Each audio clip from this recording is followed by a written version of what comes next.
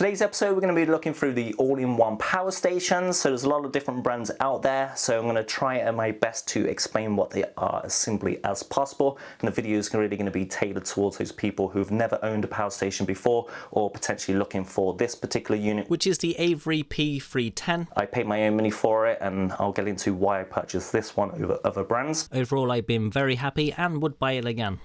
So what is the point? Why do people buy these things? So there's such a broad range of use cases for these all-in-one power stations. Personally, I got this one for my parents. So the idea is we charge it on the off-peak times from the wall plug, and then we use that stored energy during peak times. So therefore, we're cutting down on that energy cost.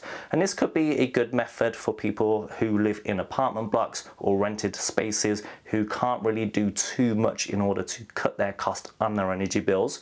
We also do have some solar, which I'll get back to shortly, but throughout the day we charge the all-in-one power station. In the evening we use that energy, then on the night time we top it up so we have power in the morning to make breakfast. That's how we use it. One of the advantages of having the all-in-one enclosure is you don't need to notify any power companies or the government or anything like that, because it is literally an all-in-one unit. So with DIY systems and balcony solar, you do have to fill out a few forms and get permission, and there's regulations in there. So basically that removes all of that type of stuff because it's its own independent unit. Personally, I do want to buy a van and convert it, and rather than buying the battery separately, the inverter separately, the solar charger separately, I'm just going to buy another one of these. I've been very happy with it, and the advantage of doing that is it's literally just plug and play. You can use a DC to DC charger, so that means when you're driving along, your alternator charges the starter battery. When the starter battery is full, it will start to charge this. You can buy the DC to DC chargers, which have a solar input as well, which means when you're parked up, the solar is charging it, and then when you're driving, the alternator is charging it, so you will have that power. And of course you can remove it, so if your van gets written off, or if you do need to have it boosted up a little bit, let's say it's winter and you've been parked up for a while, you can simply take the unit out, roll it into somewhere like a coffee shop, plug it in for a couple of hours, fully charge it, or if you're at work or a gym, something like that, and then go back to use that power. While we're on the topic of vans, I have seen a couple of builders using these in the back of the vehicles to use things like power saws, jigsaws, that type of stuff, and keep their drills topped up, because of course if you go into several sites, like a housing estate build, there's not necessarily power available for you, so therefore you can use. One of the most common use cases for them is people who live in storm prone areas which tend to have power cuts with them. So for example in Wales and Scotland, they tend to have floods, high winds, power outages, so this will keep you going with your fridge freezer for quite some time. When I was looking at the all-in-one power stations in this category, there was two other options that I'll put on the screen here. The reason why I ended up going for this one, although it was slightly more expensive than the other two, was because of the solar input. The solar input on this can handle up to 160 volts, so it's quite important if you're buying the solar panels, which are around the 400 and 450 watt mark, because their voltage is around 40 volts or slightly lower, which means I can have 4 large solar panels plugged into this, no problem, whereas the other two, because the voltage range was a little bit lower, it wasn't going to be sufficient enough to add another panel to what I already had. That was one of the main reasons. For a similar price tag, you also get almost 800 watt hours more capacity. It looks nicer, and the telescopic handle and wheels work really well. The main reasons why I went for this category of all-in-one power stations is because I wanted to be able to use a fast boil kettle, which uses a lot of power all in one go. I wanted to be able to use the washing machine, and we've done quite a few washes on this now, and it's worked perfectly fine. With the washing machines, they tend to use a lot of power to begin with while they're heating the water and start turning the drums, and throughout the cycle they'll start using a little bit less power. And the other one was the iron as well, so we basically want to wash and iron the clothes and use the power station on there. And on a nice sunny day like today, we've done a wash cycle at brunch time, the clothes are outside drying now, and then of course a little bit later we'll start ironing and using the power that we've regenerated from the solar panels into this unit. I won't go into too much detail because everybody knows what USBs are. However, there is one notable one which can handle 100 watts. So if you have a relatively new laptop, it will be able to plug into that 100 watt USB-C port. The next section is the DC section. So for me, I have a fridge freezer that has a DC, so I'll plug that into the cigarette lighter. You can buy the little panels as well with this connection. So if you are doing a van conversion, you can basically put on a little switch panel to this and then be able to run things like your lights and stuff. And that is a 25 amp one. And then of course we have the AC plugs down here. The advantage of having the 3600 watt inverter means I can make a coffee at the same time as I'm making an omelette with an induction hob and toaster all at the same time. Whereas my Afeiry Power Station, because it's limited to 2000 watts, it meant I had to do the drink first and then separately I could do the toaster and the induction hob. So it makes it a lot easier. My parents stay at home quite a bit because they are retired, and just simply watching the TV with the internet and the phone on, that actually uses 250 watts. With the 250 watts over the space of 4 hours, that would be 1 kilowatt or 1000 watts. Throughout the course of the day, they would probably watch TV for about 8 hours. At peak rates, that's almost £200 for the whole year to watch TV for 8 hours. And you can see that small amounts really do add up over time, but I just wanted to demonstrate a few other things that we have going on. So of course it's sunny and we're taking advantage of that, therefore we have the solar panels plugged into the unit and we're using the lawnmower. So the lawnmower actually uses around 900 watts. We'll talk about solar. So right now I'm at work, and what's happening in the background is at home is my fridge freezer is plugged into the all-in-one power station. The cable box, the TV and all that type of stuff is pretty much running on idle. So rather than it costing money, it's running off the battery, but because it is sunny, it is pulling in power, which means when I finally finish work today, I'll be going home and I'll be gaming for free. Speaking of gaming, welcome to Aston Villa football stadium. So let me show you what it's like inside. Let's give you a quick tour. So here's the changing room with the 2026 squad. You got all the shirts and this is where they get changed. And as you exit the changing room, you run down the hallway where you've got the trophy and then into the stadium. I work for a bunch of event companies, so I work at conference halls, stadiums, all different types of stuff and festivals. But more importantly, if you take a look at the sky, you can see it's cloudy and overcast, but you still get some of the sunlight hitting the panels. As an extra special treat, here's the view from one of the player seats. Apparently the home team are heated seats and the away team do not have heated seats. Okay, on the back of this machine, it does have a little stand, so if you're wheeling it around and pushing it up on its top, then it will rest on there. It also has a light, so if you are doing a van conversion, you might want to consider putting it near the entrance of your vehicle. So if you ever need a courtesy light, you can press it on and it will light up. Charging side of the unit, so you have the mains there. So it does come with the mains cable, which is just a kettle lead. There's no extra box or anything like that, and I mentioned that is because my Afeiry had a big box attached to it, which I'll throw up on screen in a minute. And it also came with the solar charging connection, so you'll plug your solar panels in there and this goes into the device. And then it has an overload circuit breaker switch, which you can use there. I've never used it personally.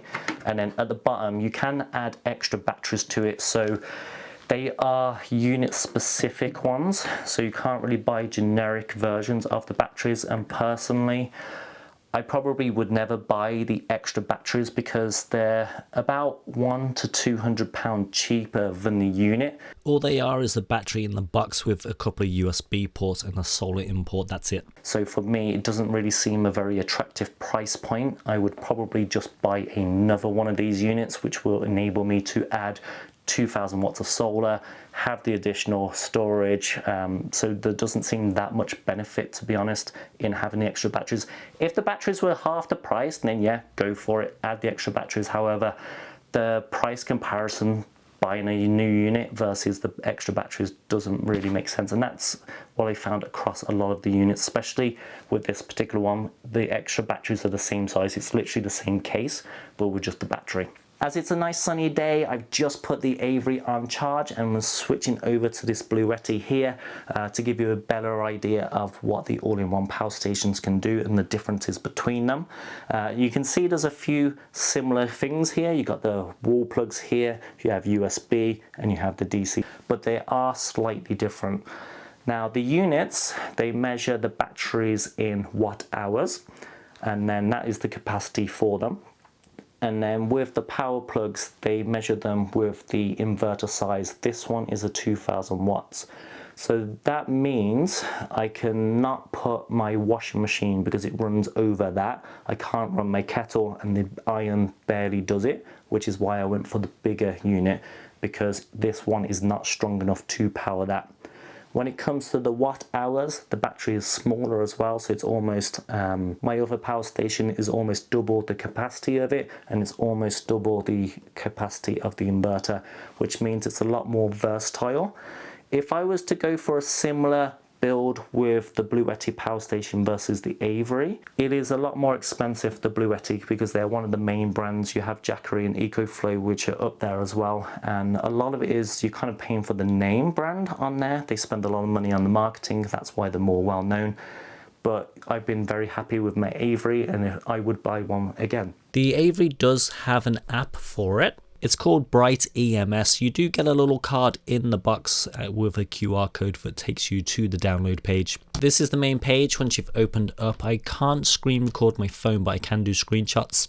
At the top it tells you how much power is going in. The DC in is for solar, and then the AC in is for the wall plug. I don't have the wall plug in, which is why it's grayed out. The yellow section, DC out and AC out, both of those are switched on, and I'm doing the washing machine at the moment of the screenshot. And it is animated, but I can't do a screen recording on my phone. On the app remotely, you can independently switch off each section, like the USB, DC output and AC output. I find that useful for when it's not that sunny, because I use the DC output to trickle charge my Bluetti. And at the bottom you have the LED light for the back of the unit. When you press settings, this is the screen that you see, so you can turn the beep on and off, you can remotely shut it down, and you can go into the battery management and charging settings.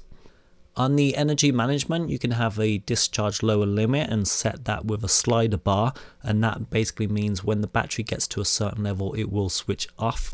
Most companies recommend you keep the battery between 20% and 80% to keep the longevity of the battery. You can change the AC charging upper limit, so this means once you've got it plugged in, it would charge up until that percentage of battery. This is quite handy if you are in springtime and autumn time and you want to charge it up to a lower percentage and then rely on solar to do the rest of the heavy lifting. Or if you're charging at peak time and you don't want to fill up the entire battery because you want to be able to charge it overnight on the off-peak rates. On the charging settings, you can go to AC buck charging and you can set the time that it starts charging. For example, if your off-peak times are 12 o'clock at midnight, then you can select the charging time from then. A simple way without the app is just simply by using one of these wall plugs. So this is basically the way my parents would be using this to charge this on the off-peak times, something that they can kind of set and forget. But there is another feature on here that I forgot to mention, which is this dial over here.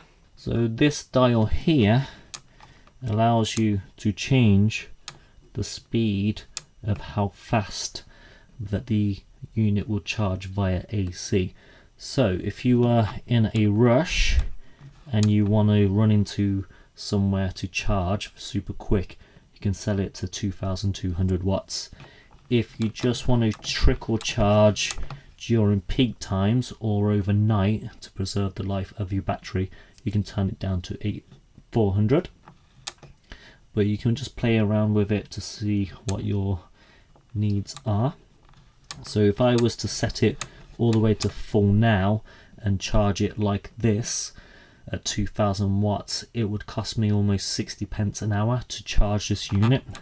So let's say I don't have enough power for the rest of the evening, I could just roll it down a little bit to 400, trickle charge it to keep up with the loads, and then power it up a little bit later on the evening. The way that I charge the Bluetti power station is through the cigarette lighter charger, so when it's sunny I'll switch it on and charge that up. In the house we effectively have two kitchens now. So in the main kitchen area we have a gas top stove and an electric oven, but in this side room here we have a setup which would reflect what you would have in like a camper van or mobile home setup, and that consists of the toaster, the induction hob and the Sage Barista Pro coffee machine up there. So we make the teas and coffees using the machine up there, and then we make lunches and breakfast down here. We do have an extension cable that reaches in for the microwave and the main kettle if we're just making simpler drinks. But the way we set it up is the solar panels are connected through this cap flap here. And through the cap flap it goes into a breaker switch, and then from there they're connected into the MC4 connections and then into the all-in-one power station. Now everything on here is just a temporary setup because we are moving things around. We're having things moved into a utility room, so it's going to be all in one space. We've not long moved in, which is why the shed disappeared on one of the scenes, because it's been moved. I've had the power station for a month and I've been very happy with it, and I would buy it again as I previously mentioned, but I'll put the QR code and the link in the description for you. I would recommend actually using 4 large solar panels similar to what I have here.